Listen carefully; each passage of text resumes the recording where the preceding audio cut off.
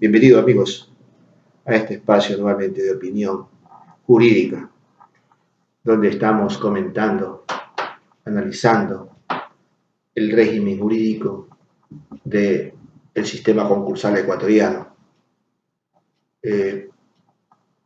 hablando sobre bancarrotas, sobre quiebras, sobre insolvencias, sobre deudas impagables, sobre deudas incobrables, sobre deudas inflables, sobre deudas eternas y algunos fenómenos que se presentan en actividad productiva de los ciudadanos y empresas, señalando que en esta parte de nuestros comentarios, en estos videos, estamos casi que dedicándonos exclusivamente a la situación económica, financiera, jurídica de los micros y medianos emprendedores.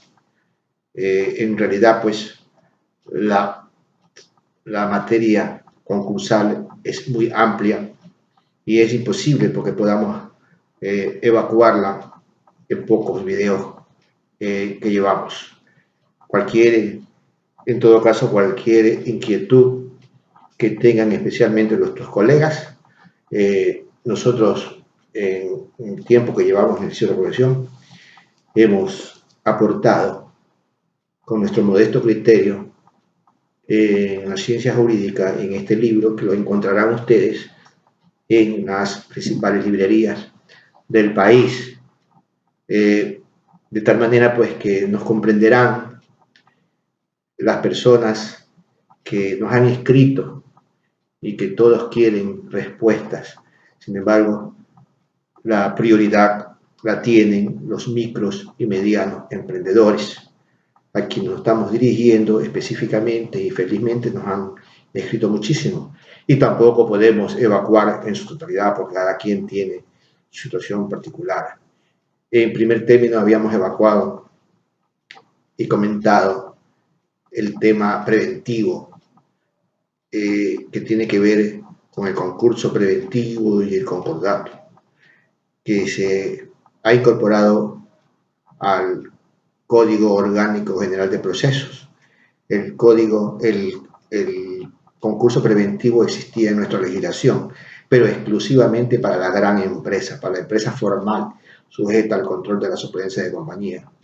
Desde la vigencia del Código General de Procesos, aproximadamente un año, el concordato preventivo está a disposición de todos y cada uno de los deudores del país, especialmente de aquellos pequeños y medianos emprendedores que realmente no tenían una tabla de salvación para escaparse de la ruina, de la catástrofe financiera eterna que se forma. De tal manera pues que nosotros estamos insistiendo en esta charla, en darles, en proporcionarles algunos argumentos que nos hacen llevar a la conclusión de que el concurso preventivo y el concurso en sus distintas modalidades realmente constituye un remedio y no la enfermedad. Tradicionalmente se ha venido confundiendo, algunas veces por ignorancia, otras veces por interés de los grupos económicos, para que no se busque la solución, confundiendo el remedio con la enfermedad. Y pues se ha satanizado los juicios de insolvencia, se ha satanizado los juicios de quiebra, otorgándoles ciertas medidas, efectos jurídicos que si efectivamente alguna vez, en alguna oportunidad de la vida lo tuvieron, el derecho concursal en general se ha ido humanizando. Desde que se abolió la prisión por deuda, era algo natural y normal que una persona que debía a otro ser humano fuera a parar por sus huesos a la cárcel por esa deuda. Y eso ya era una flexibilidad, porque antes lo que había es que el deudor tenía que ser esclavizado por el deudor de manera eterna. De tal manera que el derecho concursal se ha venido humanizando, ha venido evolucionando vertiginosamente por efectos pues, de la globalización, por efectos de la revolución informática, por efectos del dinamismo que ha cobrado los actos de comercio en el mundo entero. Eso es un efecto natural.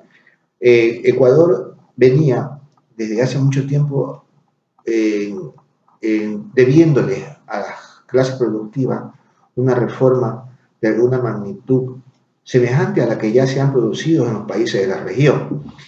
Sin embargo, pues tenemos que admitir que en los últimos años de alguna manera hemos avanzado con el COGEC y con el COIC. El COGEC en Ecuador, a partir del artículo 414, se determinan 3 modalidades de concursos: el preventivo, el voluntario y el necesario. Antes del COGEC solamente teníamos el necesario. Es decir, que el monopolio para iniciar un juicio concursal lo tenían los acreedores. Hoy en día el monopolio no existe. Los deudores pueden prevenir un juicio de insolvencia o un concurso de acreedores necesario presentándose espontáneamente para que los acreedores conjuntamente con el deudor busquen una solución negociada y que el deudor se mantenga en el giro de sus negocios.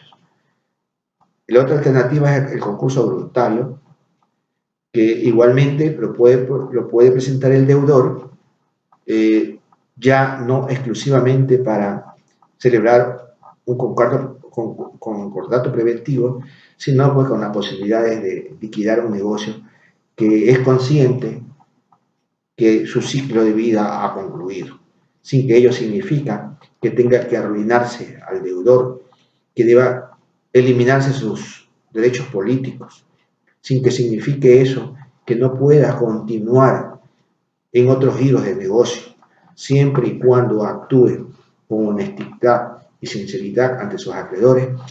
El deudor puede rehabilitarse inmediatamente y emprender un nuevo negocio, una nueva actividad.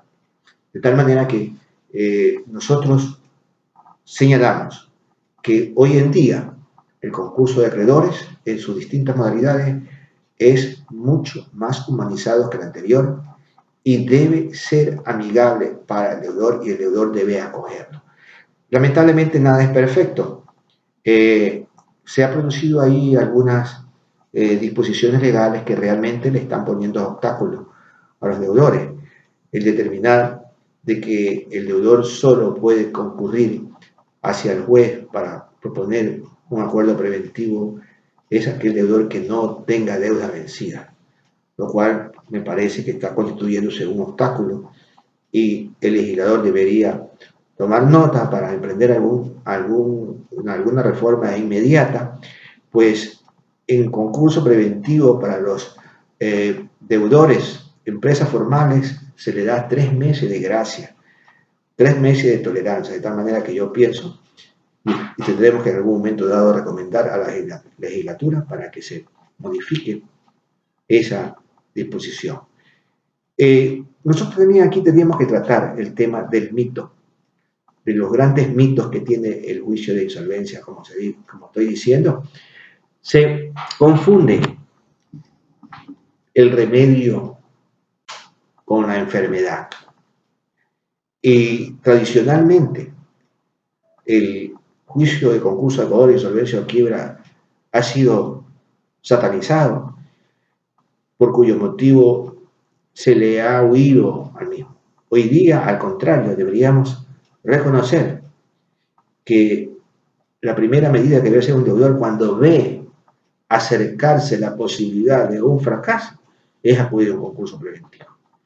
El concurso en general ya no es la muerte civil que era hace siglos atrás y que realmente en nuestro país, atrasado en esa materia, lo venía haciendo. Se embargaban cuentas corrientes, no se deja salir del país a la persona, se pretende e incluso los despidan de sus empleos si es que los han conseguido, y en realidad era un efecto que se mantiene ciertos rezagos, pero que yo creo que la Constitución de la República está por encima, al determinar que no hay prisión por deudas y que única y exclusivamente cuando se trata de insolvencia fraudulenta es que comienzan a operar los mecanismos de represión como cualquier otro hecho punible.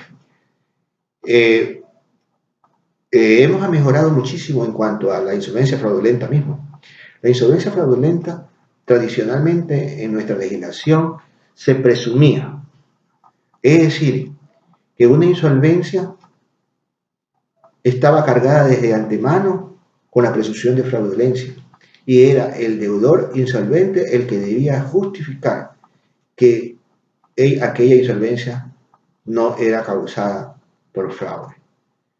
Hoy día ocurre todo lo contrario. Hoy día es el que acusa, de acuerdo al principio de inocencia, el que debe demostrar la existencia de fraude.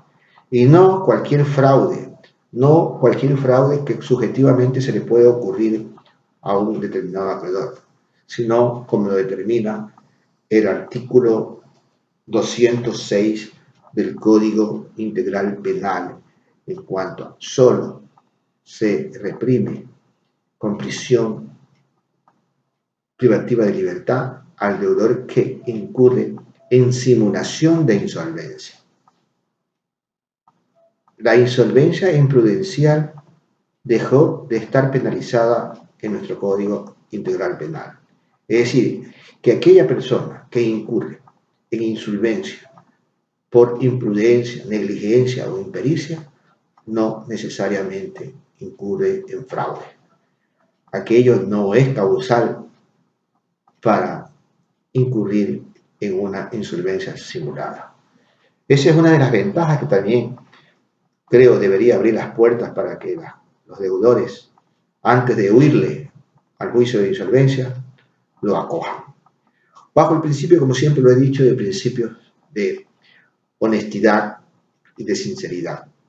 Pues en el supuesto caso de que el deudor carezca de bienes, esa situación debería de al menos demostrársela dentro del proceso civil de liquidación patrimonial. Ahora, también debería manifestarles yo cuál es el verdadero propósito pues, del juicio de insolvencia del régimen concursal. El juicio de insolvencia o concursos de acreedores tiene dos objetivos principales. El primero es establecer el estado de insolvencia, que cada uno de los deudores lo puede hacer por su cuenta. Obviamente que la situación económica de una persona no está visible ante el común de la gente ni ante sus acreedores. De tal manera que efectivamente cuando una persona no paga, hace presumir que no paga es porque carece de bienes. Pero una persona debe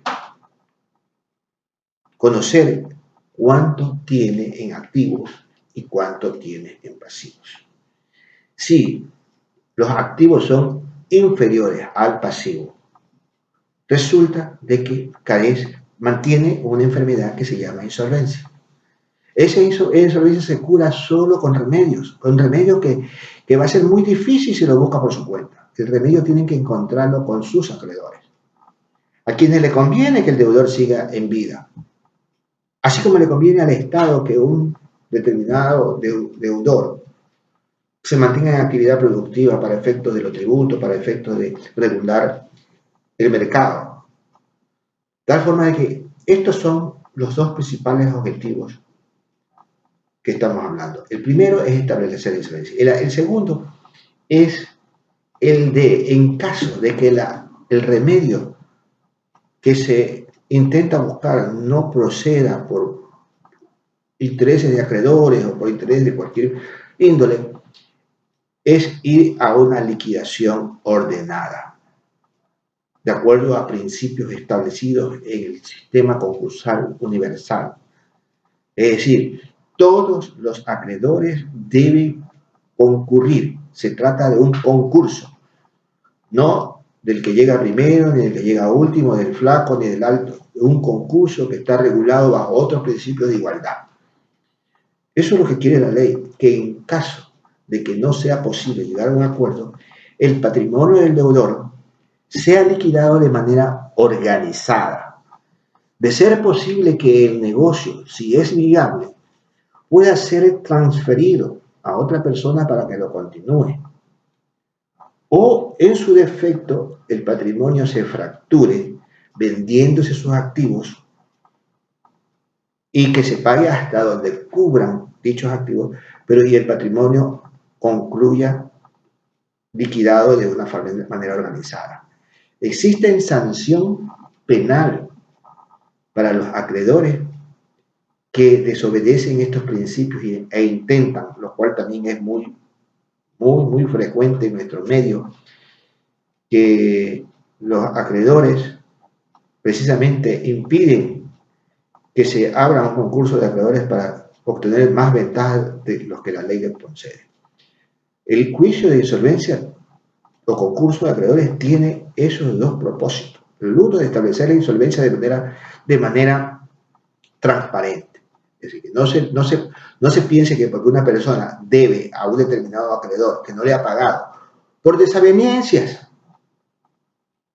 porque posiblemente no estén completamente de acuerdo en el monto, en algo por el estilo, pero no es por deficiencia patrimonial. En este juicio de concurso de insolvencia debe determinarse con claridad el estado de insolvencia.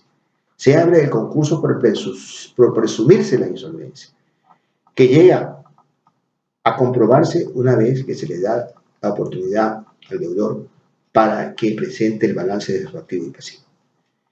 En caso de que se establezca que existe la insolvencia, se pasa a la siguiente fase, que es la liquidación patrimonial.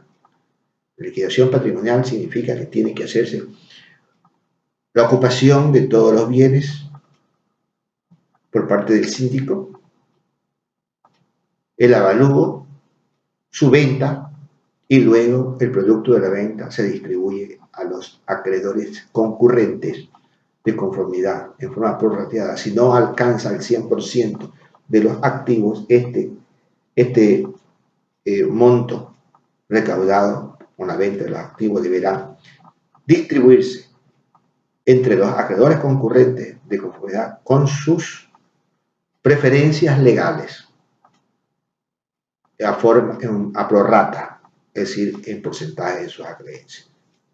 Nada que yo inicié el juicio de concurso de acreedores, por tanto yo cobro como suele ocurrir. Nada que yo tengo hipotecas. Si hay trabajadores, los trabajadores gozan de preferencia aún sobre las hipotecas. Consecuentemente, tenemos que señalar que el juicio de concurso de acreedores en su sustanciación tiene un filtro que efectivamente sirve para que el juicio de insolvencia no sea manoseado, no sea utilizado para cometer fraudes. Dentro de un juicio de concurso de acreedores existe una instancia donde debe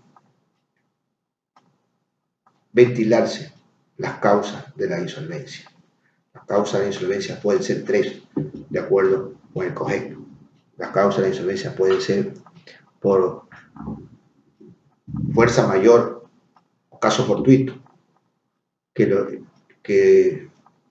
no es otra cosa que los desastres naturales, los desastres que no han podido ser previstos por el hombre. Por ejemplo, el terremoto que ocurrió en Manabí y Esmeraldas. Todos esos deudores debieron y pudieron presentar un concurso preventivo para que todos los acreedores, no solamente las instituciones públicas, sino todos sus acreedores, les den hasta 3 años de espera. Sin embargo, la falta de difusión de este sistema, pues, ha hecho que se desperdicien esas oportunidades y muchos de los deudores pueden haber fracasado y haber concluido con su actividad.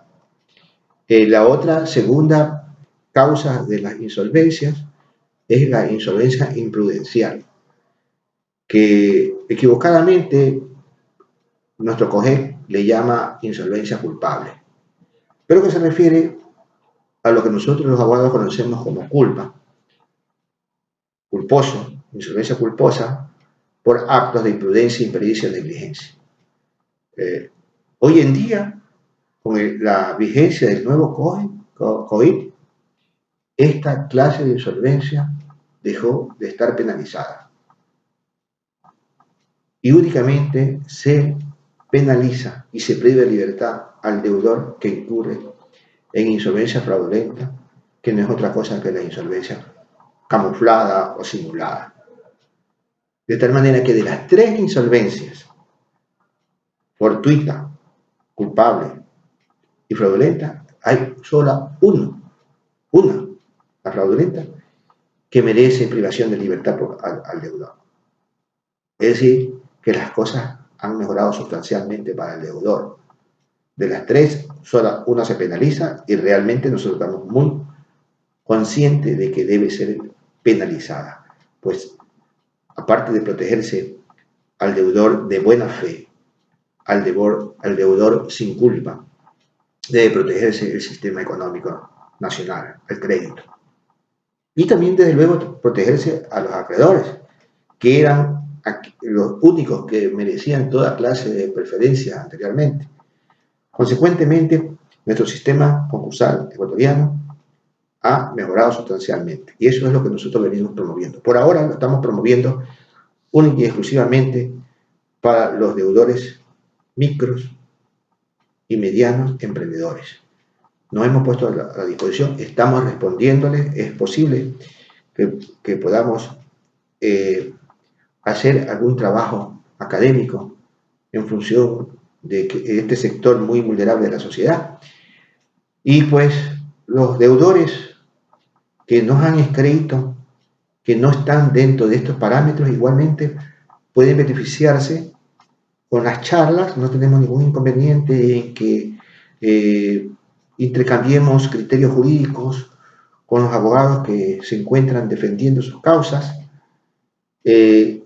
Acá no se trata de mantener el monopolio, es una ciencia, es una materia jurídica de derecho muy polémica que amerita que los abogados intercambiemos criterios en función de mejorar la situación de nuestros clientes, así también como la función social que nos toca a los abogados.